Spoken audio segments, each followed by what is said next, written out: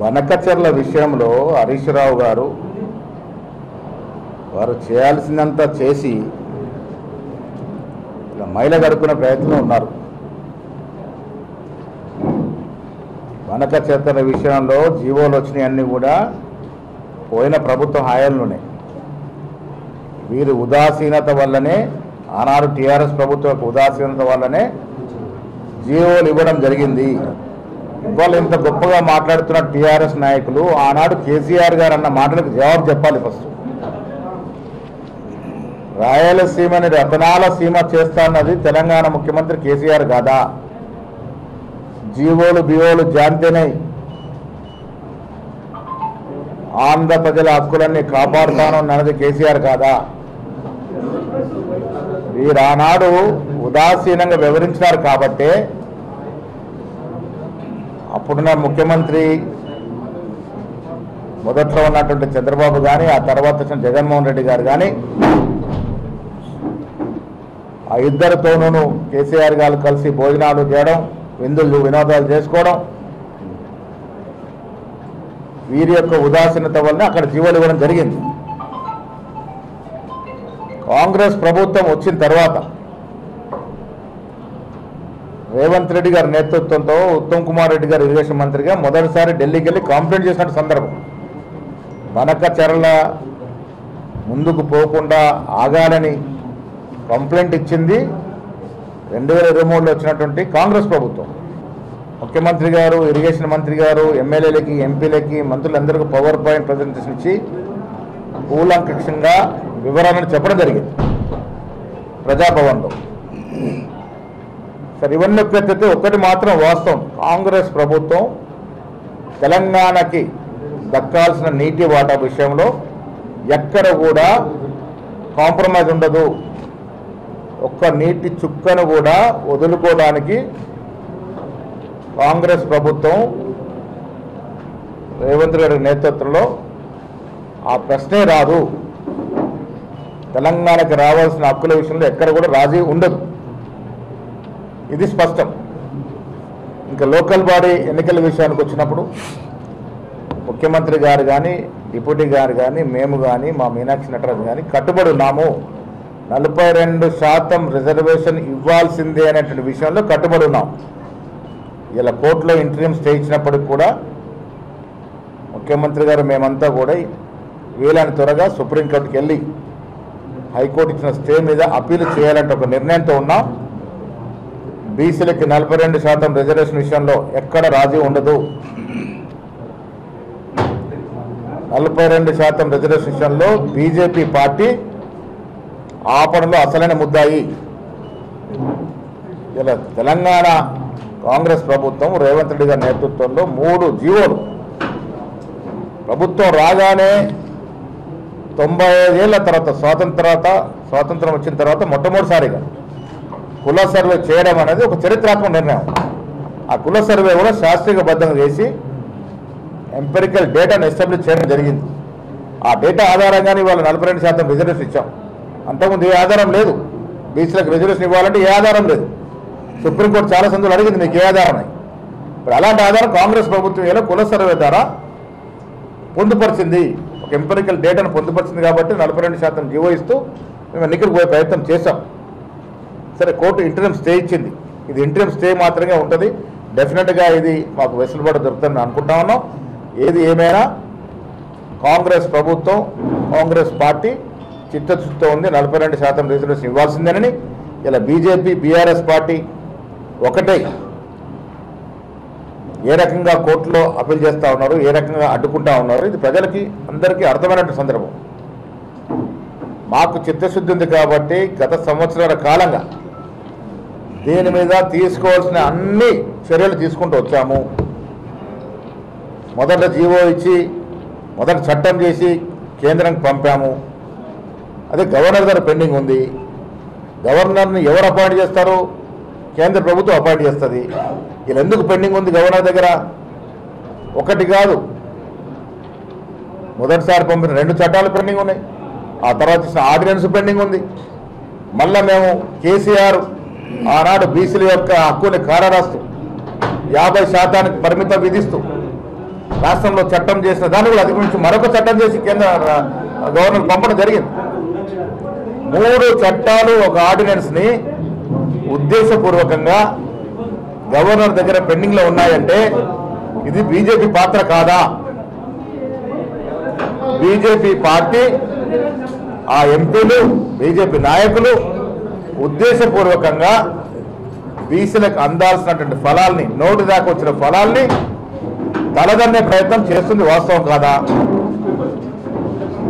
ఈటెల రాజేందర్ జవాబు చెప్పాడు, బండి సంజయ్ గారు జవాబు చెప్పారు, అరవింద్ గారు జవాబు చెప్పరు. మరి బీసీ నేతలుగా మాత్రం చలామవుతారు. బీసీ ఓట్లు మాత్రం కావాలి, ఎన్నికల ఓట్లు వేసుకోవాలి. బీసీల విషయాలు వచ్చినప్పుడు మాత్రం నోరు విప్పరు.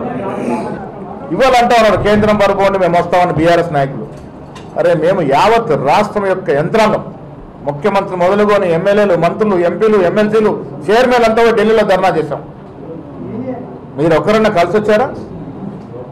అంతకుముందు బీసీ సంఘం నాయకులు జాజుల శ్రీనివాస్ గారి నేతృత్వంలో బీసీ సంఘాలను ఢిల్లీలో ధర్నా చేస్తే అన్ని పార్టీలకు ఆహ్వానం ఇస్తే కాంగ్రెస్ పార్టీ తప్ప ఏ పార్టీ రాలేదు.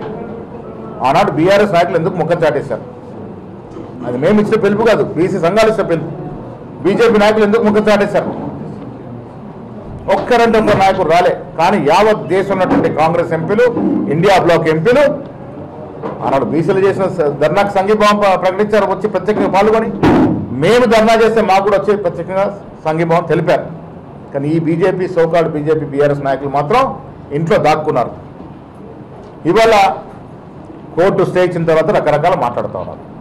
అరే ఇవాళ వయసు నిమిత్తం లేకుండా మా పెద్ద నాయకులు కేశవరావు గారు, హనుమంతరావు గారు నాయకులు కోర్టులకి వెళ్ళి ఇంప్లీడ్ అయ్యారు బీసీ రిజర్వేషన్ కోసం. ఒక్కటంటే ఒక బీజేపీ నాయకుడు కానీ, ఒక బీఆర్ఎస్ నాయకుడు కానీ కోర్టుకి వెళ్ళి తట్టలే. ఇది మీ చిత్తశుద్ధి. ఇవాళ మళ్ళీ మేమేదో చేస్తామనే పగలబలు పలుకుతూ ఉన్నారు. కాంగ్రెస్ పార్టీకి ఉన్న చిత్తశుద్ధి బీఆర్ఎస్ కానీ బీజేపీ కానీ లేదు. 42% రిజర్వేషన్ విషయంలో రేవంత్ రెడ్డి ఒక రెడ్డి ఉండి కూడా వీళ్ళంత దూరం దీన్ని తీసుకొచ్చినారంటే ఇది కాంగ్రెస్ పార్టీ యొక్క కమిట్మెంట్, ఇది రాహుల్ గాంధీ యొక్క ఆశయం, ఇది ఖర్గే గారి యొక్క ఆదేశం. మాకు చిత్తశుద్ధి ఉంది. ఇప్పటికి కూడా మేము తలగొట్టలేదు, వెనకేయట్లేదు. బాజాబ్తా సుప్రీంకోర్టుకి వెళ్ళి తలుపులు తడతాము. 42% రిజర్వేషన్లు ఎక్కడ కూడా రాజీ ఉండదు. కాంగ్రెస్ పార్టీ కమిట్మెంట్ ఇది. ముఖ్యమంత్రి, ఉప ముఖ్యమంత్రి నేతృత్వంలో మా ప్రభుత్వం డెఫినెట్గా సుప్రీంకోర్టుకు వెళ్ళి దీని మీద ఫర్దర్గా పోరాడే ప్రయత్నం చేస్తాం. ఆ దశగానే మేము ప్రయత్నాలు చేస్తూ ఉన్నాం. ముఖ్యమంత్రి గారు దీని మీద కమిటెడ్గా ఉన్నారు. డెఫినెట్గా ఆ దశగానే పోతాం. ఇక నిజామాబాద్ చిన్న చిన్న తగాదాలు, కుటుంబం లోపట్టినట్టు సమస్యలు మేము కుటుంబంలోనే పరిష్కరించుకుంటాం. డెఫినెట్గా ఉన్న ప్రభాకర్ లక్ష్మణ్ చూశారు మీరు, రాజీ కుదుర్చుకున్న పార్టీ కోసం కమిటెడ్గా పనిచేయడం ముందుకు వచ్చినారు. కొండా సురేఖ, సీతక్క వీళ్ళ విషయం కూడా అక్కడ ఇంకొక మంత్రి ప్రమేయం ఉందని మాట చెప్తా ఉన్నారు. దీని విషయంలో కూడా సాధారణంగా పరిష్కరించే ప్రయత్నం చేస్తాం. సుప్రీంకోర్టుకి వెళ్తాము. ఇప్పుడు గతంలో ఎప్పుడు కూడా ఎంపరికల్ డేటా లేదు. ఎన్నిసార్లు కోర్టుకు వెళ్ళా సుప్రీంకోర్టు మీద ఏం ఆధారంతో మీరు రిజర్వేషన్ ఇస్తా ఉన్నారు అని అడిగినారు. ఇవాళ మా దగ్గర పక్క ఆధారం ఉంది. కాస్ట్ సర్వే ద్వారా ఎస్టాబ్లిష్ అయినటువంటి ఆధారము, ఎంపరికల్ డేటా మా దగ్గర నామోదయం ఉంది. ఆ డేటా ప్రకారమే మేము అడుగుతూ ఉన్నాం. మా న్యాయవాది సింఘి కూడా అదే రకంగా వాదన చేశారు. సో కోర్టు ఇంటర్నల్ స్టే ఇచ్చారు, పర్మనెంట్ కొట్టేలేదు. దీన్ని డెఫినెట్గా మళ్ళీ సాధించుకుంటాము. ఇంకే ఆప్షన్స్ ఉన్నా రేవంత్ రెడ్డి గారి ప్రభుత్వం మీద సిద్ధంగా ఉంది. టెండర్ పిలిచిన ప్రక్రియ నేను లోతుగా అధ్యయనం చేయలేదు. కానీ ఈ జీవోలు ఎప్పుడు ఇచ్చినారు? బనకచర్ల విషయంలో జీవోలు ఇవ్వడానికి కారకులు ఎవరు? ఆనాడు ముఖ్యమంత్రి, ఆనాడు ప్రభుత్వం కాదా? మరి ఆనాడు మీరు వెసులుబాటు ఇస్తారు, ఇవాళ వచ్చి వ్యతిరేకం చెప్తున్నారు. మా ప్రభుత్వం, కాంగ్రెస్ ప్రభుత్వం బనకచర్ల విషయంలో ఎక్కడ రాజీ ఉండదు. అది క్లారిటీ. ఇదివరకే ముఖ్యమంత్రి గారు, మా ఇరిగేషన్ మంత్రి గారు చెప్పి ఉన్నారు, బనకచర్ల విషయంలో ఎక్కడ కూడా రాజీ పడే ప్రసక్తే ఉండదు. అంటే మరి వారు చాటగాక, వారికి చాట కాదు, దమ్ము ధైర్యం లేదు. మరి మా ముఖ్యమంత్రికి దమ్ముంది, ధైర్యం ఉంది కాబట్టి కుల సర్వే చేసిండు, 3 చట్టాలు తేగలిగిండు. మేము కార్యసిద్ధితో ముందుకు పోతా ఉన్నామా? ఇంట్లో కూర్చొని స్టేట్మెంట్ ఇచ్చే నాయకులకు సిద్ధశుద్ధి ఉందా? ఇప్పుడు ఎవరు చేస్తారు? ఇంత ఇప్పుడు 3 జీవోలు ఇచ్చి, జీవో ఇచ్చి 3 చట్టాలు చేసి దాన్ని అధిగమించి ఒక ఆర్డినెన్స్ తీసుకొచ్చి ఇవన్నీ కూడా గవర్నర్ గారు ఎందుకు పెండింగ్ ఉన్నాయి? బీజేపీ నాయకులు చెప్పాలి. ఇవాళ అరవింద్ గారికో, ఈటెల రాజేందర్ గారికో, బండి సంజయ్ గారికో నిజంగా బీసీల పట్ల చిత్తశుద్ధి ఉంటే ఎందుకు మాట్లాడలేదు మీరు? మోడీ గారు ఒక బీసీ ప్రధానమంత్రి చెప్పుకుంటారు కదా, ఎందుకు వెళ్ళి మోడీ దగ్గర మీరు అడగట్లేదు? ఇది న్యాయబద్ధమైన కోరిక. తమిళనాడు ఈ రకమైన రిజర్వేషన్లు ఉన్నాయి, ఇక్కడ కూడా ఇచ్చుకోవచ్చు, ఇక్కడ అడుగుతున్న బీసీలు అడుగుతున్నటువంటి కోరిక న్యాయమైనది ఒక్క మాట చెప్పే దమ్ము ధైర్యం లేనటువంటి నాయకులు మీరు. మీరు మా ముఖ్యమంత్రి గురించి మాట్లాడేలా? మా ముఖ్యమంత్రి చిత్తశుద్ధి ఉంది, కమిట్మెంట్ ఉంది. మా నాయకుడు రాహుల్ గాంధీ ఒక ఆశయాన్ని ముందుకు తీసుకెళ్లే కార్యక్రమంలో ఇలా కుల సర్వే చేయడం కానీ, చట్టాలు చేయడం కానీ, జీవోలు ఇవ్వడం కానీ, ఇవన్నీ కూడా చిత్తశుద్ధితో చేయగలిగినాం. ఇప్పుడు ఎన్నికలు పోవాలనుకుంటే ఆ రోజు మేము వితౌట్ 42% రిజర్వేషన్ పోయేది. ఎందుకు ముఖ్యమంత్రి అది ఆపినారు? రిజర్వేషన్ ఇవ్వాలని చిత్తశుద్ధి ఉంది కాబట్టి ఎలక్షన్లు కూడా ఆపి కొంత డబ్బులు నష్టమవుతున్నప్పుడు కూడా దానికన్నా ఎక్కువ ప్రయారిటీ మాకు బీసీలకు రిజర్వేషన్ ఇవ్వడం అనేది ఆ ఉద్దేశంతోనే కదా ఆపుకుంటూ వచ్చాము ఎలక్షన్ది. ఇవాళ కూడా సుప్రీంకోర్టు పోవడానికి సిద్ధంగా ఉన్నాం. మా చిత్తశుద్ధిలో ఎక్కడ లోపం లేదు. ఇది ప్రజలు గ్రహిస్తూ ఉన్నారు. బీజేపీ బీఆర్ఎస్ నాయకుల యొక్క చిత్తశుద్ధి 42% రిజర్వేషన్లో తెలటమైంది. ఎక్స్పోజ్ అయి ఉన్నారు వాళ్ళు. ఇలా బీసీలకు వ్యతిరేకులుగా ముద్రపడి ఉన్నారు.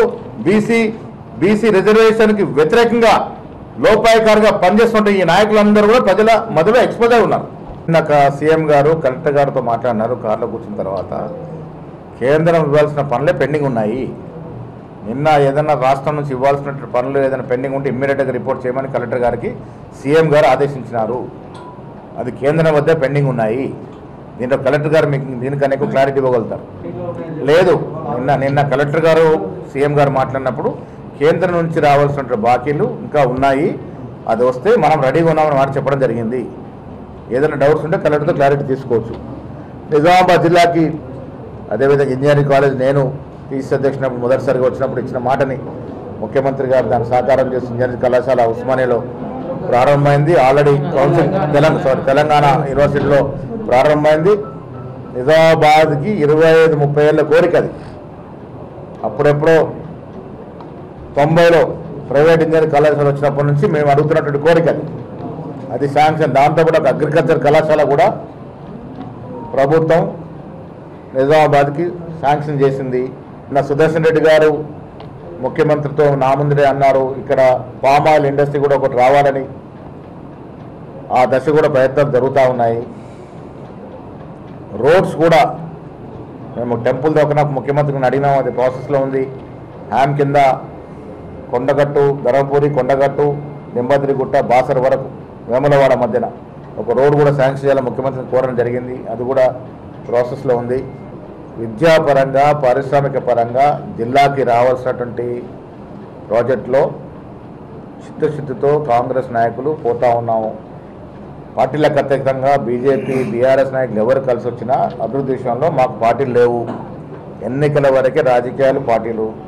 జిల్లా అభివృద్ధి విషయంలో అందరినీ కలుపుకొని ఈ జిల్లా తెలంగాణ రాష్ట్రం ఒక మేటి జిల్లాగా తీర్చిదిద్దేందుకు అన్ని శాయశక్తులా కృషి చేస్తూ ఉన్నాము.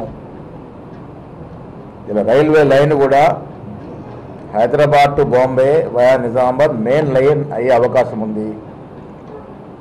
ఎంపీలు దీంట్లో చోర చూపాలి. కేంద్ర రైల్వే శాఖలో బడ్జెట్ ఉంది. నిన్న ముఖ్యమంత్రితో వస్తున్నప్పుడు కూడా చెప్పాను, ఒక రివ్యూ చేసి జీవన్ పిలిచి Nizamabad Mumbai line via Nizamabad double line చేయాలని చేస్తే ఇదొక పెద్ద లైన్గా మారుతుంది. హైదరాబాద్ బాంబే కనెక్టింగ్లో చాలా పెద్ద లైన్గా మారుతుంది. కాబట్టి ఈ దశగా ముఖ్యమంత్రి గారు కోరడం జరిగింది. ఇక్కడ పార్లమెంట్ సభ్యులు కూడా దీన్ని స్పందించి ముందుకు వస్తే హైదరాబాద్ ముంబై వయా నిజామాబాద్ పెద్ద లైన్గా మారే అవకాశం ఉంది. ముఖ్యమంత్రి ఇదివరకు దీని మీద కసరత్తు చేస్తూ ఉన్నారు. లేదు, తక్షణ సాయం కింద నిధులు మంజూరైనాయి, పనులు జరుగుతూ ఉన్నాయి. లేదు, ప్రాసెస్లో ఉంది, ఫైనాన్స్లో పెండింగ్ ఉంది, ఇంకా కూడా ఫండ్స్ వస్తాయి. ముఖ్యమంత్రి ఏదైతే కమిట్మెంట్ చేశాడో అవన్నీ కూడా వస్తాయి. తెలంగాణ యూనివర్సిటీలో పెట్టాల్సిందని ముఖ్యమంత్రి గారు విజ్ఞప్తి చేశాను. అక్కడే స్థలం ఉంది, అక్కడే పెట్టాలి. హైవే కనెక్టివిటీ ఉండాలనే నిబంధన ఉంది కాబట్టి అక్కడే పెట్టే ప్రయత్నం చేస్తా ఉన్నాం. ఈ దఫా ఇచ్చే బోనస్ ఇవ్వాల్సిందిగా ముఖ్యమంత్రి గారు దీని మీద కసరత్తు చేస్తూ ఉన్నారు. ఈసారి బోనస్ వస్తుంది. రైతులకు ఈసారి బోనస్ వచ్చే ప్రయత్నం ముఖ్యమంత్రి గారు చేస్తూ ఉన్నారు. ఉంది, త్వరలో పెడతాం. ఈ సభ రద్దుగానే పోస్ట్పోయింది, వర్షాల కారణంగా ముందుకు పోయింది. డెఫినెట్గా ఎన్నికల్లో ఒక బీసీ సభ పెద్దది కామారెడ్డిలో ఉంటుంది. 42% రిజర్వేషన్ ఇచ్చిన తర్వాతనే స్థానిక సంస్థ ఎన్నికల్లో పోవాలని ముఖ్యమంత్రి గారు మేము ఇంకా నిర్ణయంతో ఉన్నాం. అందులో భాగంగానే చూద్దాం ఎంత లోపల అంటే 1.5 year ఎలక్షన్ లాగా ఉన్నాం రిజర్వేషన్ కోసమే చేస్తున్నారు. ప్రొక్యూర్మెంట్ ప్యాడీ ప్రొక్యూర్మెంట్ మొన్ననే రివ్యూ అయింది. ఉత్తమ్ కుమార్ రెడ్డి గారు, ముఖ్యమంత్రి గారు, భట్టి గారు, ఎమ్మెల్సీగా నేను కూడా రివ్యూలో ఉన్నాను. వీలైన త్వరలో ప్యాడీ ప్రొక్యూర్మెంట్ అవుతుంది, మొక్కజొన్న ప్రొక్యూర్మెంట్ కూడా అవుతుంది. రైతుల విషయంలో ఇది రైతు పక్షపాతి గారు. గత ప్రభుత్వాలు చెప్పుకున్నాయి రైతుల పక్షపాతులని. వాస్తవంగా రైతు పక్షపాతి, ఎడ్యుకేషన్ అండ్ హెల్త్ పక్షపాతి ముఖ్యమంత్రి రేవంత్ రెడ్డి గారు. జిల్లా కాంగ్రెస్ కమిటీ అబ్జర్వర్స్ రేపటి నుంచి జిల్లాలో పర్యటిస్తూ ఉన్నారు. ఎక్కడ కూడా ఒత్తిళ్లు లేకుండా ఈ డీసీసీ అధ్యక్షుల ఎంపిక ప్రక్రియ జరగాలని ఏఐసీసీ భావిస్తుంది. కాబట్టే మాజీ ముఖ్యమంత్రులు, మాజీ పాండిచేరి ముఖ్యమంత్రి నారాయణ స్వామి గారు, మాజీ కేంద్ర రైల్వే శాఖ మంత్రి, కేంద్ర హెచ్ఆర్డీ మంత్రి సిపి జోషి గారు లాంటి వాళ్ళని ఒక్కొక్క జిల్లాకి అబ్జర్వర్లు వేశారు. దాని అర్థం ఏంటంటే ఎక్కడ కూడా వీరు ఒత్తిళ్లకు కానీ ప్రెషర్లు కానీ లొంగకుండా నిజాయితీగా సమర్థవంతమైన డీసీ అధ్యక్షుని ఎన్నుకోవాలని. కారణం డీసీసీ అధ్యక్షుల యొక్క ప్రతిష్ట పెంచుతా ఉంది ఏఐసీసీ. రేపు ఎన్నికల నాటికి ఎమ్మెల్యే ఎంపీ సెలక్షన్ ప్రక్రియలో వీళ్ళు ఢిల్లీలో డీసీ అధ్యక్షులు ఆ ప్రక్రియలో పాల్గొంటారు. అంత ప్రాముఖ్యత పెంచుతారు. కాబట్టి డీసీసీ అధ్యక్షుల యొక్క నియామకం సజావుగా జరగాలని, నిష్పక్షపాతంగా నిజాయితీగా జరగాలనే ఉద్దేశంతోనే ఇంత పెద్ద సీనియర్ లాంటి వ్యక్తులు ఏ సభ్యులకు వస్తా ఉన్నారు. రేపటి నుంచి అన్ని జిల్లాలో 7 రోజులు పర్యటిస్తారు. వారు ఎవరితోనూ లొంగరు, అందరు అభిప్రాయాలు తీసుకుంటారు, పాత్రికేయుల అభిప్రాయాలు కూడా తీసుకుంటారు. మీరు కూడా సమర్థవంత వ్యక్తులు ఎవరో సూచిస్తే అది కూడా పరిగణలో తీసుకుంటారు.